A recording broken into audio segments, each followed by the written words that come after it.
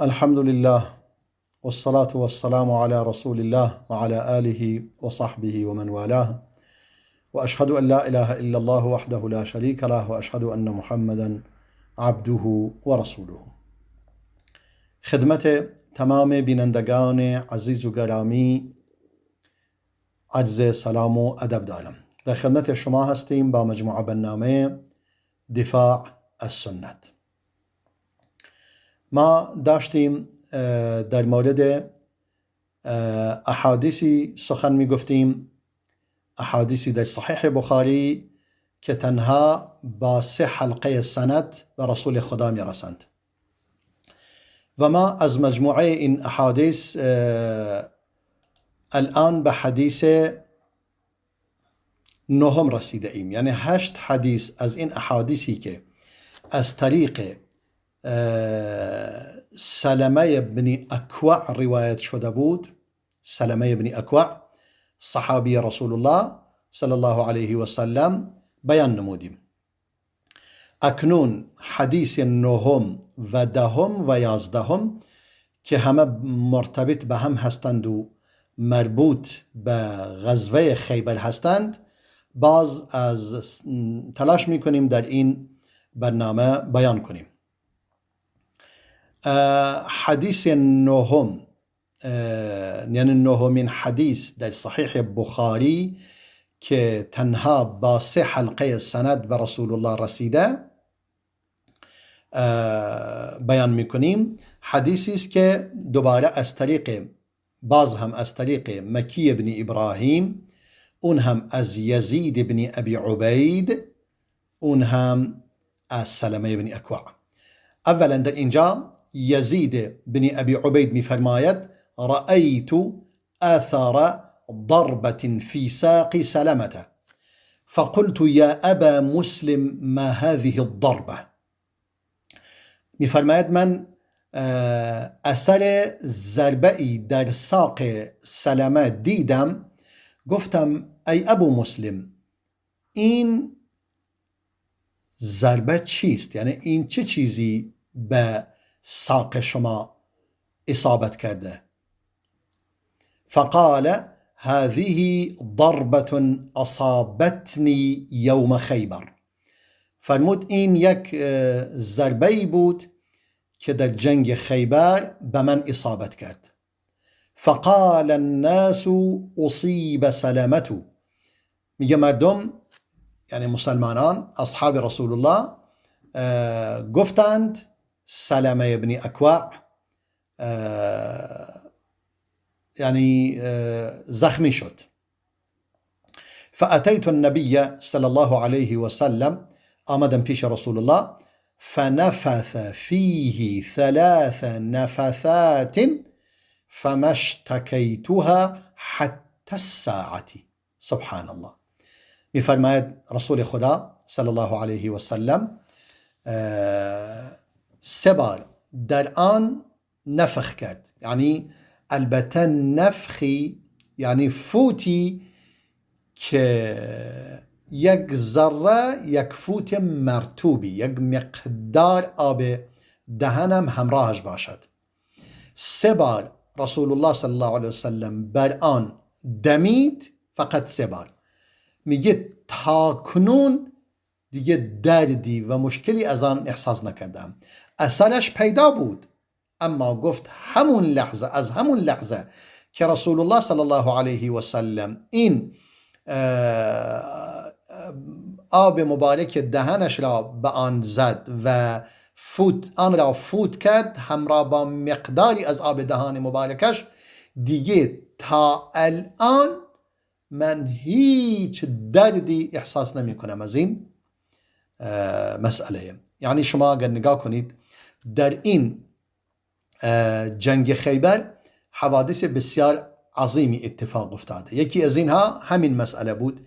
یکی دیگر مسئله علی بن ابی طالب بود که ظاهرا اگر فرصت شد به اون هم میپردازیم که چشمش درد میکرد به شدت و رسول خدا صلی الله علیه و سلم در او باز هم یک دعایی بر آن خواند و کمی آب دهان مبارکش و فوت مبارکش به چشم او دمید، دیگه بلا فاصله اون هم مشکلش برطرف شد. و در اینجا باز حادثه دیگری خواهیم دید، یعنی یکی دیگر از معجزات در واقع باید بگوییم، معجزات رسول خدا صلی الله علیه و سلم در این غزوه خیبر. یکی این مال سلمه بن اکوع است، یکی دیگر مربوط به عامر بن اکوع است که اون هم عموی سلمه بن اکوع است، عموی سلمه بن اکوع. و عامر اکوع یعنی عامر که الان هم یعنی در مورد ایشون هم سخن میگوییم که در هفته گذشته هم در مورد سلمه صحبت کردیم، سلمه بن اکوع، هم در مورد عمویش. اکنون در مورد عمویش هم مواردی وجود دارد که به آن اشاره خواهیم کرد. یعنی در این غزوه خیبر مسائل بسیار زیادی اتفاق افتاد و خود رسول خدا صلی الله علیه و سلم که اون زن یهودی او را مسموم می کند، اما جان سالم به در می برد و سم در وجودش اثری نمی کند. و این هم یکی دیگر از اون موارد هست. و موارد دیگری که در حالی که مسلمانان در حالت بسیار وضعیت وحشتناک قرار می گیرند که در این غزوه خیبر هست که هم متعه و اینکه در ایران به اسم صیغه معروف شده، معروف گشته، صیغه حرام شده و خوردن گوشت الاغ، دوتایشون در این جنگ خیبر اتفاق افتاده. حالا حدیث نهم همین حدیث بود که سلمه بن اکوع این مسئله برایش پیش اومد و اما با یک دعا و به برکت دعای رسول خدا صلی الله علیه و سلم شفا پیدا می کند. و حدیث دهم هم باز از طریق مکی بن ابراهیم، یعنی گفتیم این حدیث که امام بخاری زیر حدیث 4206 این حدیث را آورده و امام احمد و امام مسلم و امام ابو داود هم اون حدیث قبلی را روایت کرده اند. این حدیث دهم که حدیث 5497 در صحیح بخاری که این حدیث هم از طریق ابو عاصم آمده، هم از طریق مکی بن ابراهیم باز آمده و حدیثی است که امام احمد و امام مسلم و امام ابن ماجه هم این حدیث رو باز روایت نمودند. حالا ببینیم حدیث چی میفرماید.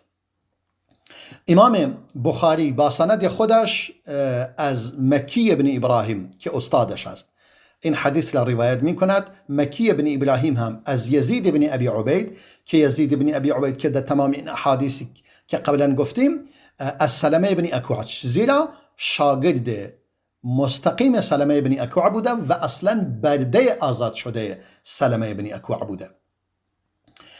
می فرماید لما امسوا یوم فتحوا خیبر اوقدوا النیران، میگه هنگامی که یعنی شام آن روزی که خیبر فتح شد، شام همان روزی که خیبر فتح شد، مسلمانان اوقدوا النیران، آتشهای بسیاری برافروختند. قال النبي صلى الله عليه وسلم على ما اوقدتم هذه النيران، فرمود این آتشهای فراوان بر چی شما روشن کرده اید؟ یعنی چه چیزی روی آتش هست و میخواهید درست کنید برای غذا؟ دیگه مسلمانان بسیار گرسنه بودند و در نهایت گرسنگی قرار گرفته بودند و حالا دیگه گفتن الحمدلله که خیبر فتح شده. آمدن این خواستن غذایی را بپزند و غذایی بخورند. قالو، رسول الله فرمود این چه چیزی روی این آتش ها گذاشته اید میخواید درست کنید؟ چه غذایی؟ چه گوشتی؟ قالو لحوم الحمر الانسیه، گفتند گوشت الاغ خانگی است. یعنی ما 2 تا اولاغ داریم. اولاغ همون گورخری است که در وحشی است و در کوهی و وحشی است، و خر خانگی هم داریم. فرمود این گوشت خر خانگی است، ذبح کرده ایم و میخواهیم پخته شود. قال احرقوا ما فیها، فرمود هر چه در داخل آن دیگ هاست همه بریزید. واکسروا قدورها، حتی دیگ ها هم بشکنید. فقال رجل من القوم، شخصی فرمود نهرق ما فيها و نغسلها، فرمود ای رسول خدا پس چجوریه ما حداقل گوشت را بریزیم هرچی داخلش هست، اما ظرفها را بشوییم. فقال النبي صلی الله علیه و سلم او ذاک، فرمود پس یا همین، اشکالی ندارد، اینجوری هم باشد مشکلی نیست. این هم حدیث دهم که امام بخاری روایت میکند با 3 حلقه سند. حالا ما به سرعت احادیث را بیان میکنیم و بعدا به صورت مفصل این داستان را کمی بیشتر باز میکنیم، یعنی به اندازه وقتی که ما داریم. این حدیث دهم بود. حدیث 11 هم که گفتم، حدیث 11 دوباره امام بخاری از شیخ خودش مکی بن ابراهیم حدیث را روایت می کند. اون هم از یزید بن ابی عبید، اون هم از سلمه بن اکوع. فرمود خرجنا مع النبي صلی الله علیه و سلم الى خیبر، میگه ما به سمت خیبر خارج شدیم. فقال رجل منهم اسمعنا یا عامر من هنیهاتک، میگه تعدادی از مردم، از مسلمانان، از اصحاب گفتن به عامر بن اکوع، عموی سلمه بن اکوع، گفتن به عامر کمی از این شعرهایی که داری برایمون بخون. یعنی آدمی بود شاعر و صدای قشنگ و زیبایی داشت. گفت بالاخره ما در راه هستیم و داریم حرکت میکنیم، شما برای ما بخوان. فحدا بهم، اون هم برایشون خواند. حالا ما بعدا بیان میکنیم چه چیزی را خونده، فعلا فقط حدیث را بیان میکنیم به صورت مختصر. فقال النبي صلی الله علیه و سلم من السائق، رسول الله فرمود این چه کسی است که داره حرکت میکند و این رجس خانی میکند؟ قالوا عامر، گفتن این عامر بن اکوع است. فقال رحمه الله، الله اکبر. رسول الله فرمود پس رحمت خدا بر عامر بن اکوع. یعنی همین مطلب اصحاب رسول الله صلی الله علیه وسلم فهمیدن از این قضیه که عامر بن اکوع در این غزوه شهید می شود. شما دقت کنید، این هم یکی دیگر از معجزات رسول خدا بود. فرمود رحمه الله، رحمت خدا بر او. در لفظ دیگر گفت غفر الله له، خدا او را ببخشد. حالا ما تفصیلش بیان میکنیم. فقالوا یا رسول الله هل لا امتعتنا به، گفتن ای رسول خدا چرا کاری نکردی که حداقل ما از عامر بهرمند باشیم و مدت بیشتری با ما زندگی کند و ما از این صدای قشنگ و زیبای او بیشتر بهرمند شویم. این یک معنی. یک معنی دیگر این معنی است که بیشتر اهل علم بر این معنیش کرده اند. من خودم نظر دیگری دارم در مورد این معنی این قسمت از حدیث. منم میگویم چرا صحابه گفتن پس چرا ما را از این دعای خیر بهرمند نکردی که ما هم همون خیری که نصیب عامر می شود نصیب ما هم شود. به نظر من این معنی قوی تر است از معنی اول. حالا هر دوتا اشکالی ندارد که این معنی یعنی چی؟ یعنی شما چرا این دعای خیر را در حق ما نکردی که ما هم در این غزوه شهادت نصیبمان گردد. فاصیب صبیحة لیلته، میگه همون شب، فردای آن شب، فرداش عامر بن اکوع در واقع زخمی شد. فقال القوم حبط عمله، فقال القوم حبط عمله قتل نفسه. مردم گفتند این که خودش رو کشت، یعنی گویا شمشیر را خواست به یعنی به یکی از دشمنان بزند، تیزی شمشیر برگشت، شمشیرش کوتاه بود، برگشت به سمت خودش و به خودش زد و به زانوی خود زد و خون ریزی کرد و شهید شد. گفتن این که خودش رو کشت، در حالی که رسول الله فرموده بود رحمه الله غفر الله له و دعای شهادت برای او کرده بود. فلما رجعت وهم يتحدثون ان عامرا حبط عمله، میگه من هنگامی که برگشتم، سلمه میفرماید، سلمه ابن اکوع در مورد عمویش، هنگامی که گفتن مردم سخن میگفتن که عملش باطل شده، فجئت الى النبي صلى الله عليه وسلم، آمدم پیش رسول الله، فقلت یا نبی الله فداك ابی و امی، ای پیامبر خدا پدر و مادرم فدات شوند. زعموا ان عامرا حبط عمله، مردم گمان میکنن که عامر یعنی عموی من عملش باطل شده. فقال کذب من قالها، فرمود هر کسی اینو گفته اشتباه کرده. این کلمه کذبه در اینجا به معنی اخطأ، یعنی اشتباه کرده هر کسی چنین گفته. این له لاجرین اثنین، عامر دو تا پاداش را گرفته. اینه لجاهد مجاهد، فرمود دو تا پاداش گرفته، یکی این که جاهد بوده، یعنی جاهد نفسه، با نفس خود مجاهدت کرده و مجاهد بوده در راه خدا هم. و ای قتل یزیده علیه، حالا چه قتلی و چه کشتنی وجود دارد در دنیا که بهتر از این باشد؟ کسی که هم با نفس خودش مجاهدت نموده و هم در راه خدا مجاهدت کرده و این در راه خدا کشته شده، پس شهید شده. نه تنها شهید شده بلکه دو تا اجر و پاداش را گرفته، دو بار. اگر دیگران یک اجر دارن، این دو تا اجر دارد. الله اکبر ولله الحمد. امام نووی از این حدیث اینجوری برداشت نموده که اگر انسان در راه خدا که خارج می شود، حتی اگر با دست خودش اتفاقی برایش بیفتد و شهید شود، باز هم شهید است. اگر از الاغش یا از اسبش یا از شترش پایین بیفته، باز هم شهید است. حالا ما بیاییم این حدیث را یک مقدار کاملش را بیان کنیم که کمی واضحتر و جالبتر این حدیث را ما میتونیم بخوریم. در خود صحیح بخاری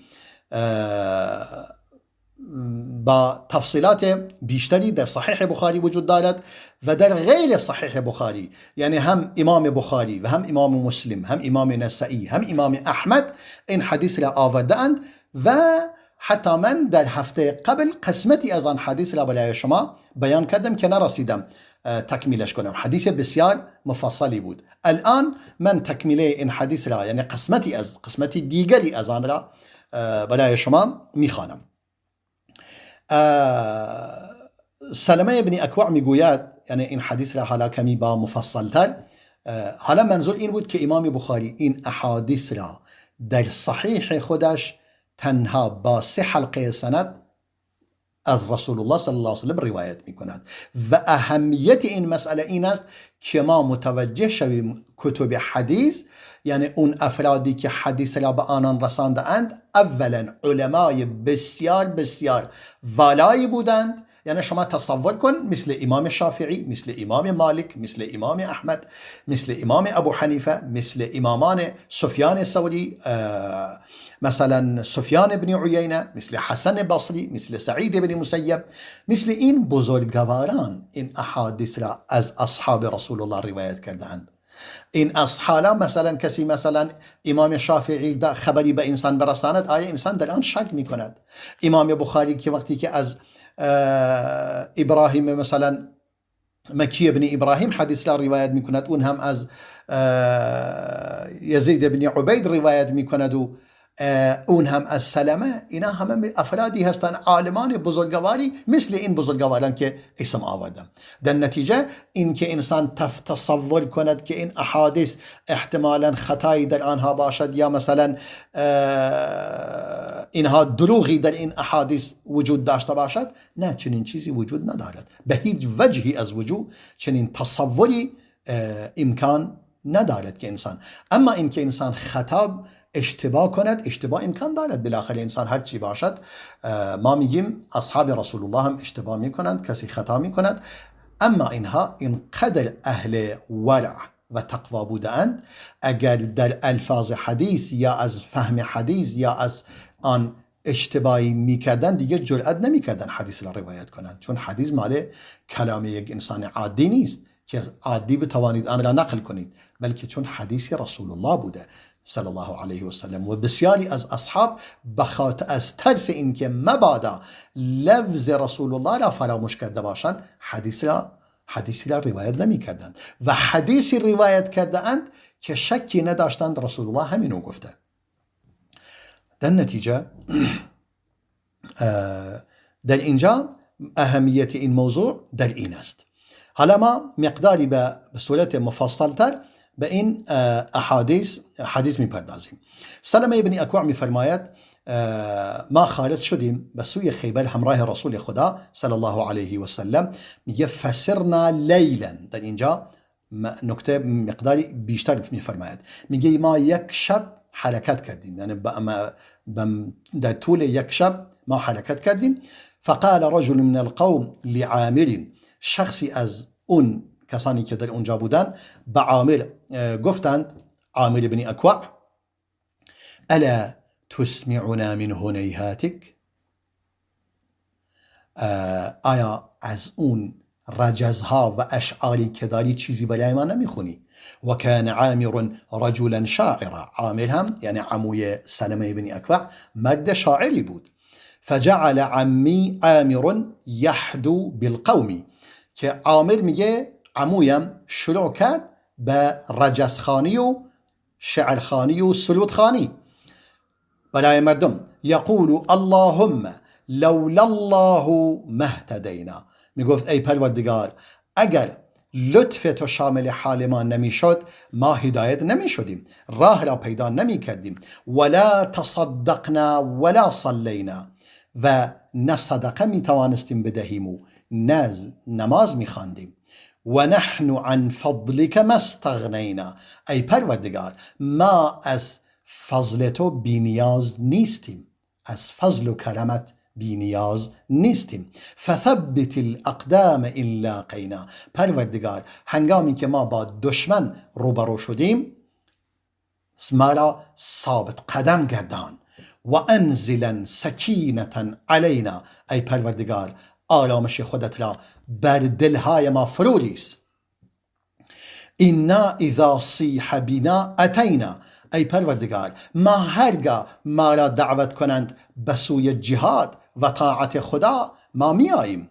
و بالصیاح اولو علینا، و آنان با صدا برآوردن بر ما داد میزنند و فریاد میزنند. رسول الله فرمود فقال رسول الله صلی الله علیه و سلم من هذا السائق، این رونده، این راهرو، این رهگذر چه کسی است؟ یعنی کسی که اینجوری داره رجزخانی می کند. فقالوا عامر بن الاکوع، گفتن این عامر فرزند اکوع است. فقال یرحمه الله، پروردگار او را مورد رحمت خیش قرار دهد. فقال عمر بن الخطاب رضي الله عنه وجبت يا رسول الله لولا امتعتنا به، عمر بن خطاب فرمود ای رسول خدا تمام دیگر رحمت خدا و بهشت خدا برای عامر بن اکوع تمام ثابت شد. تو برایش دعا کنی مگر دعای تو رد می شود؟ مگر رد داره دعای شما؟ پس چرا ما را هم از آن بهره‌مند نساختی؟ این بود که من گفتم معنی این حدیث بهتر از این گونه معنی کنیم، یعنی چرا این دعا را برای ما هم نیز نفرمودی؟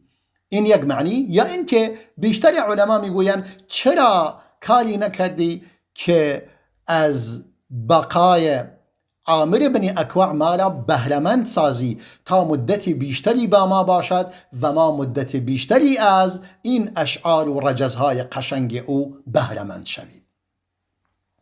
چون میفرماید وما استغفر رسول الله صلی الله علیه و سلم لانسان یخصه الا استشهد. میگه چون پیامبر خدا صلی الله علیه و سلم برای هیچ کسی استغفار نکرده، اگر به صورت خصوصی بگوید خدا تو را ببخشد و خدا تو را مورد رحمت خود قرار دهد، مگر اینکه او شهید می شود. میگه دیگه این دعا که حالا میان برنامه با هم میبینیم و باز هم به ادامه این حدیث قشنگ برمیگردیم. با ما همراه باشید. خداوندا نگاهم کن، چقدر دور از تو جا ماندم. همه اهل دلان رفتند، من از یاران جدا ماندم. ز بس غرق گناه بودم، به غفلت فرصتم کم شد. به خود چون آمدم دیدم، مرا یک نقطه عالم شد. در آن یک نقطه جایی نیست برای زندگی کردن. تمام است فرصتم یا رب برای بندگی کردن، ولی هرگز نمی بازم امیدم را به این زودی. به امیدی که دریابی مرا از کام نابودی. هنوز هم روشن است شمع امیدم کنج این خانه.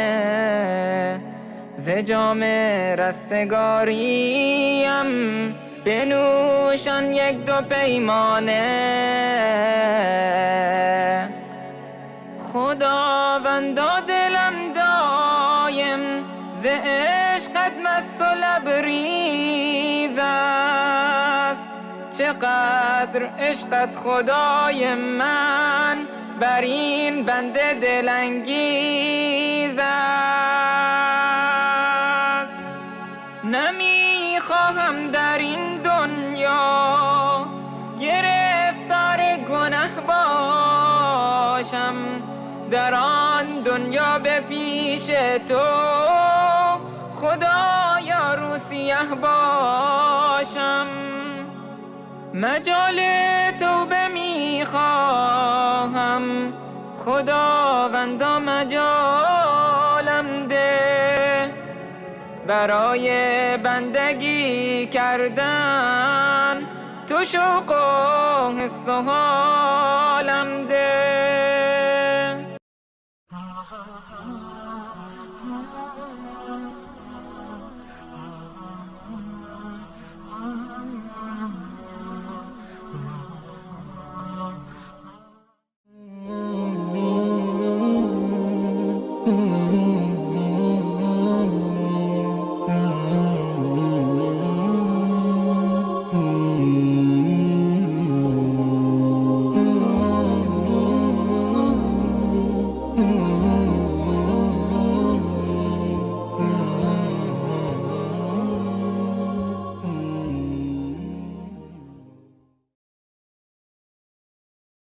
با عرض سلام مجدد خدمت شما بینندگان عزیز و گرامی. حالا ادامه حدیث سلمه بن اکوع که حدیث بسیار قشنگ و زیبایی بود که آغاز نمودیم سلمه ابن اکوع ادامه راه را برای ما بیان می کند و حدیث را بیان می کند. خیلی حدیث بسیار جالب و قشنگی است واقعا. فرمود من السائق، این بود که رسول الله اینو فرمود. بعدا در ادامه آن می فرماید فلما قدمنا خیبر، میگه هنگامی که ما، سلمه می فرماید هنگامی که ما به خیبر رسیدیم، وارد خیبر شدیم، حاصرناهم حتی اصابتنا مخمصة شدیدة. می فرماید هنگامی که ما وارد خیبر شدیم یک گرسنگی شدیدی ما را فرا گرفت. دیگه مدت زیادی بود که ما اونها را محاصره کرده بودیم، خیلی گرسنه شده بودیم. و کان علی قد تخلف عن النبی صلی الله علیه و سلم. و این هم یکی دیگر از معجزات رسول خدا. میگه علی ابن ابی طالب هم از رسول الله تخلف کرده بود در غزوه خیبر. و کان به رمد، یعنی در جنگ خیبر وجود نداشت، چون یک چشمش یعنی درد میکرد، درد چشم داشت. فقال انا اتخلف عن رسول الله صلی الله علیه وسلم. میگه در ابتدا گفت آیا مگر میشه من از رسول خدا تخلف کنم و آنها را همراهی نکنم در این غزوه؟ فخرج علی فلحق بالنبی صلی الله علیه وسلم. میگه علی هم نهایتا فکر کرد نه، فایده ای ندارد، حتی اگر چشم هم درد میکند باید خود را به رسول الله برسانم.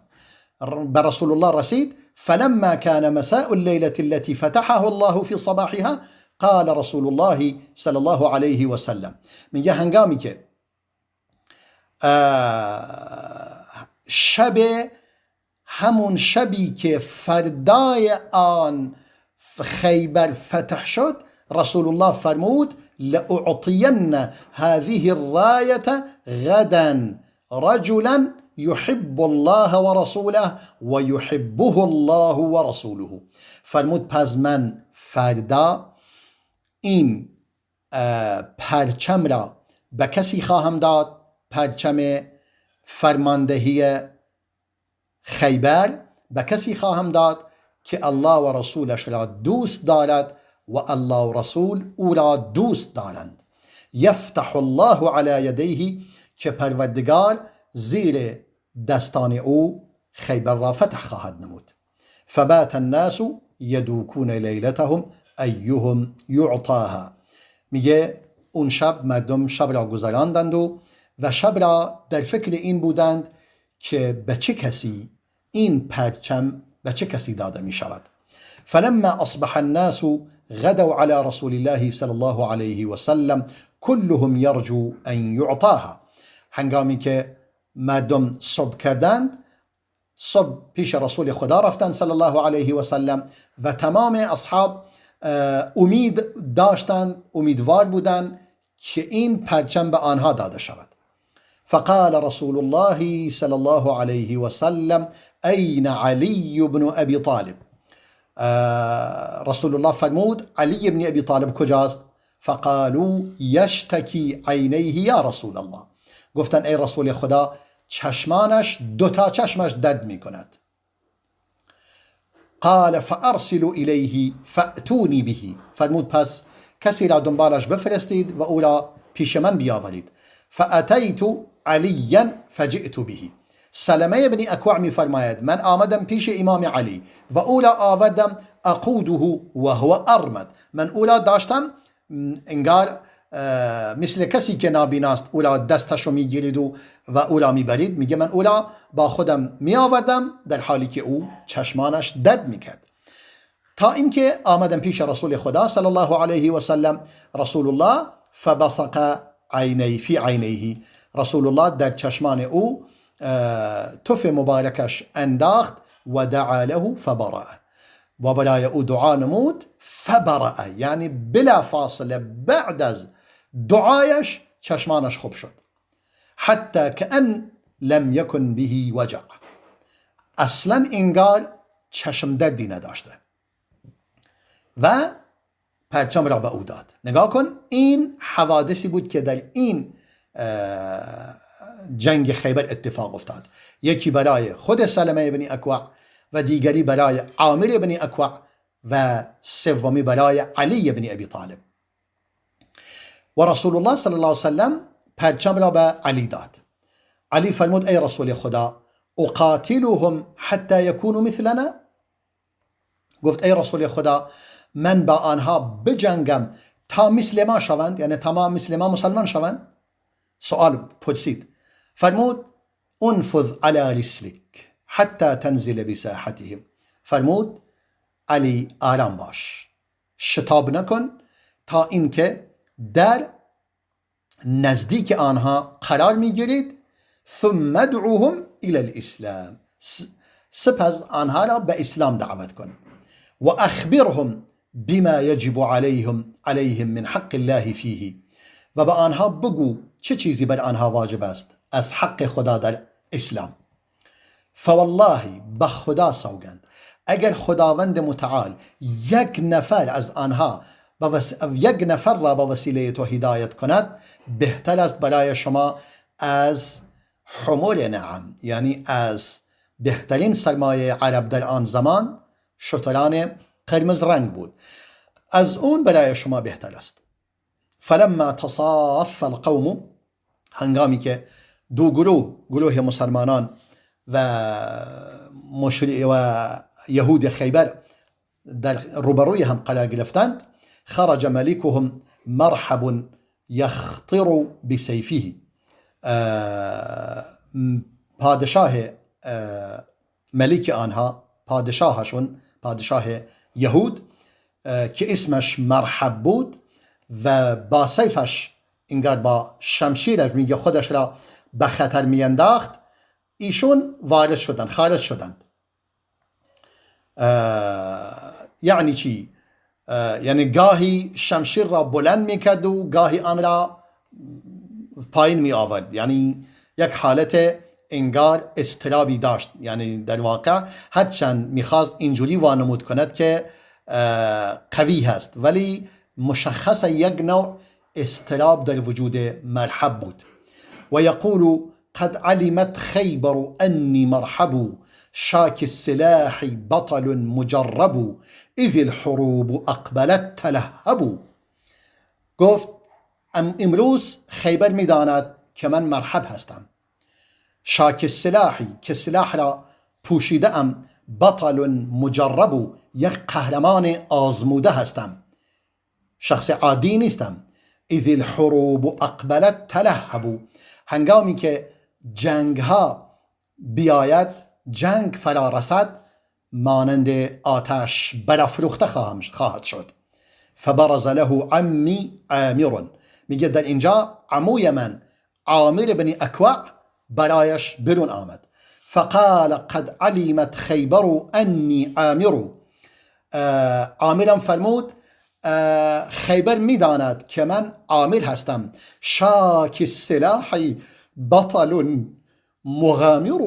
گفت من کسی هستم که سلاح را پوشیده ام و یک قهرمانی هستم که خود را به هر خطری می اندازم در راه خدا. فاختلف ضربتين فوقع سیف مرحب فی ترس عامر. میگه دو تا ضربه به هم دیگر خوردند، ضربه از جانب عامر و ضربه از جانب مرحب، که میگه شمشیر مرحب در ترس عامر قرار گرفت. ترس همون چی بیر میگن، همون سپری که انسان جلوی خودش میاندازد. و ذهب عامر یسفل له، و عامر هم به سمت پایین رفت. فرجع سیفه علی نفسه، شمشیر خودش به سوی خودش برگشت، شمشیر عامر. فقطع اکحله، و اکحلش را قطع کرد، یعنی همون رگی یک شاهرگش را قطع کرد، متاسفانه مال شاهرگ پایش، یعنی به پایش زد و آن را قطع کرد. و خرج مرحب فقال قد علمت خیبر انی مرحب. دوباره مرحب برای بار دوم خارج شد و گفت خیبر میداند که من مرحب هستم و سلاح را پوشیده ام و یک قهرمان آزموده ای هستم. اگر جنگ فرا رسد مانند آتش برافروخته می شوم. فقال علی، بعدا در اینجا امام علی خودش وارد می شود. فقال علی انا الذي سمتني امي حیدره كليث غابات كريه المنظره اوفيهم بالصاع كيل السندره. الله اکبر. علی بن ابی طالب فرمود من همون کسی هستم که مادرم منو حیدر نامگذاری نموده. حیدر یعنی شیر. منو حیدر نامگذاری کرده. کلیث غابات کریه المنظره، مانند شیر جنگل هستم که چهره کریه و خشنی دارم. اوفیهم بالصاع کیل السندره، من صاع را برای آنان پر می کنم مانند کیل سندر، که کیل سندر انگار یک پیمانه بسیار بزرگی است، چگونه کامل برایش پر می کنم. قال فضرب رأس مرحب فقتله، امام علی به کله مرحب زد و او را کشت. ثم كان الفتح على يديه، سپس فتح خیبر در زیر دست امام علی اتفاق افتاد.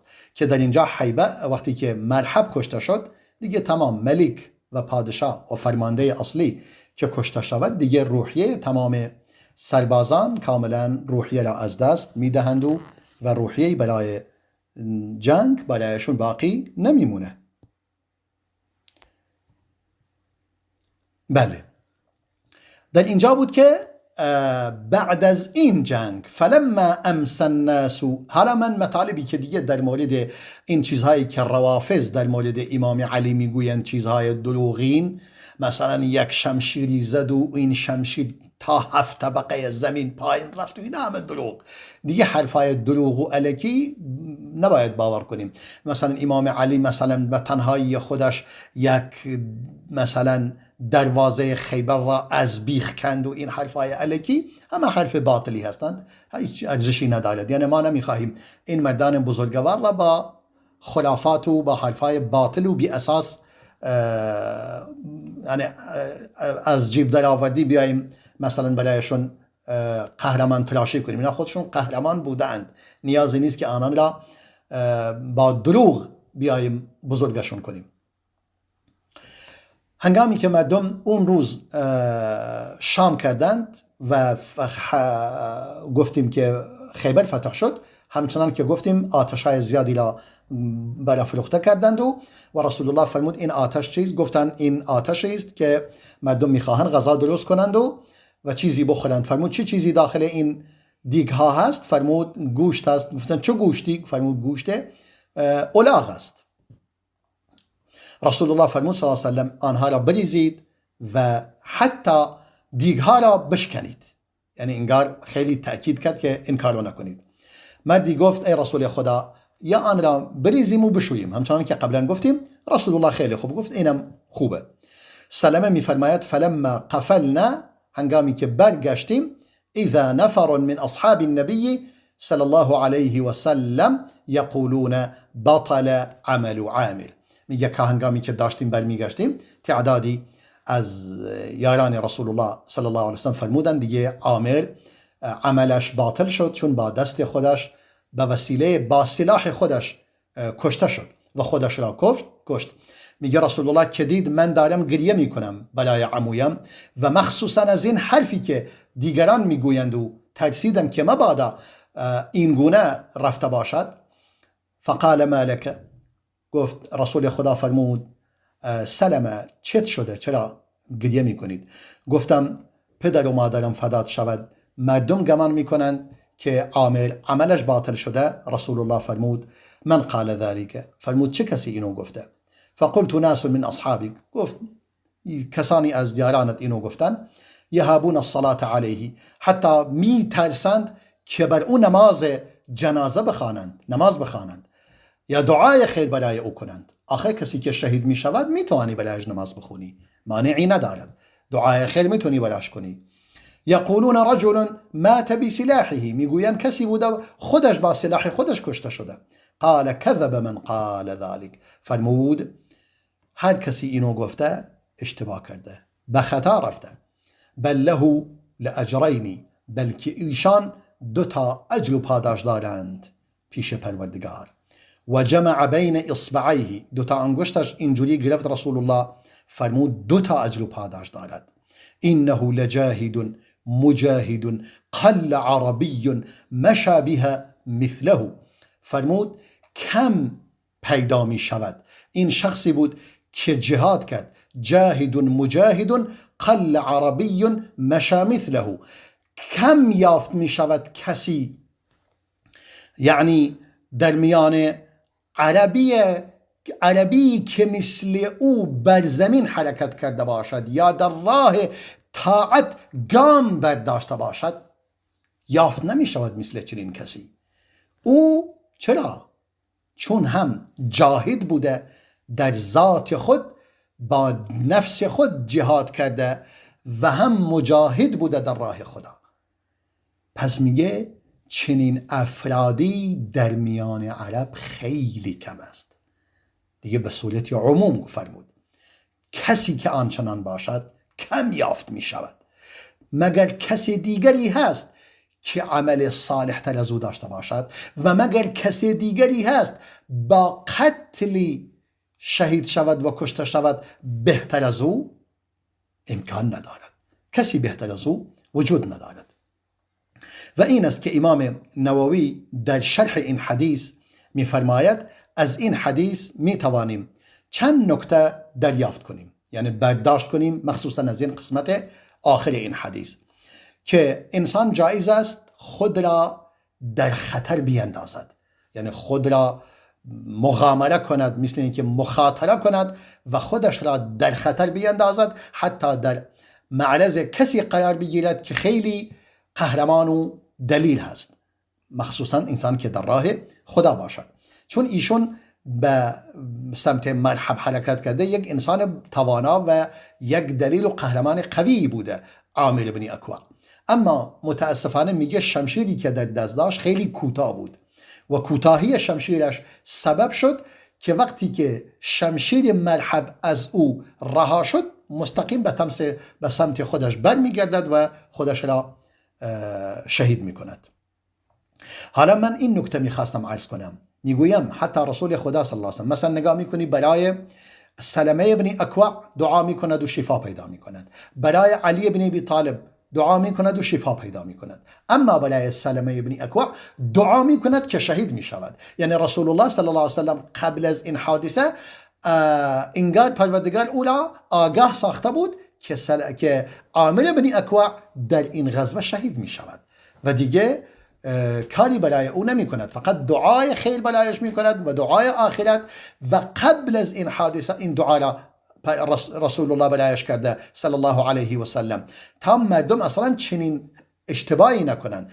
و بعدا هم این نکته دیگر در موردش می گوید که کاملا تأکید می شود، هم قبل از شهادتش برای او دعای خیر و رحمت و مغفرت کرده، هم بعد از شهادتش به فضیلت و فضائل و مناقب ایشان را بیان نموده است. پس اصحاب رسول الله علیه السلام همشون آدمهای بزرگواری بودند، مخصوصا اونهایی که قبل از فتح مکه ایمان آوردند و در راه خدا هم جاهد بودند هم مجاهد بودند. حالا فرمود امام نووی میفرماید این حدیث دلیل بر این است که انسان میتواند خودش را به خطر بیندازد در راه خدا و حتی میفرماید علما بر آن اتفاق دارند که جایز از انسان در مبارزه چنین مبارزات خطرناکی جان خود را به خطر بیندازد، هیچ اشکالی ندارد.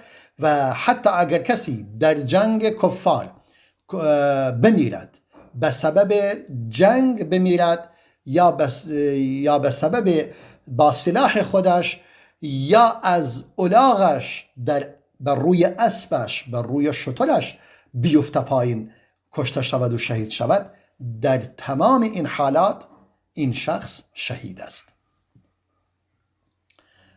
و حتی اگر با سلاح خودش باشد، همچنان که برای عامر بن اکوع پیش اومده. این نکته خیلی قشنگ و زیبا بود که خواستم یاد آور شوم. حالا این حدیث اگر دقت کنید حدیثی بود که من هفته قبل قسمتی از این حدیث را بیان نمودم و این قسمت آخرش هم بود. حتی در وسط این حدیث مطالب بسیار زیادی باز هم در این حدیث وجود دارد.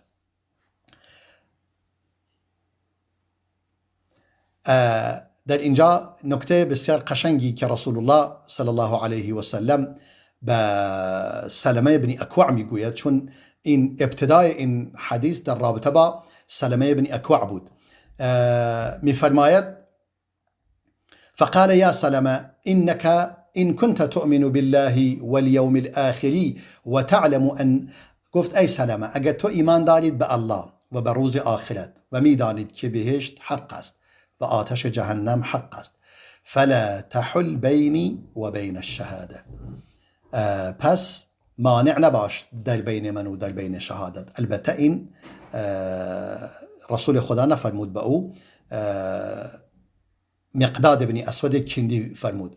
میگه این مقداد بن اسود کندی به سلمه بن اکوع میگوید اگر تو ایمان به خدا و روز آخرت دارید و میدانید که بهشت حق است و آتش جهنم حق است، مانع نباش در بین من و شهادت. میگه فخلیته فالتقى هو و عبد الرحمن فعقر بعبد الرحمن فرسه وطعنه عبد الرحمن فقتله وتحول على فرسه ولحق ابو قتاده فارس رسول الله صلی الله علیه وسلم. بعدا میفرماید ایشان من دست را جلوش رها کردم و ایشون شهید شدند. به هر صورت این حدیث یک حدیث مفصلی است. اگر فرصت باشد در یک وقتی انشاءالله این حدیث را بیان میکنم خدمت شما بینندگان عزیز و گرامی. و تقریبا وقتی ما به پایان رسیده است. همه شما را به خداوند بزرگ و ذوالجلال می سپارم. والسلام علیکم و رحمت الله و برکاته.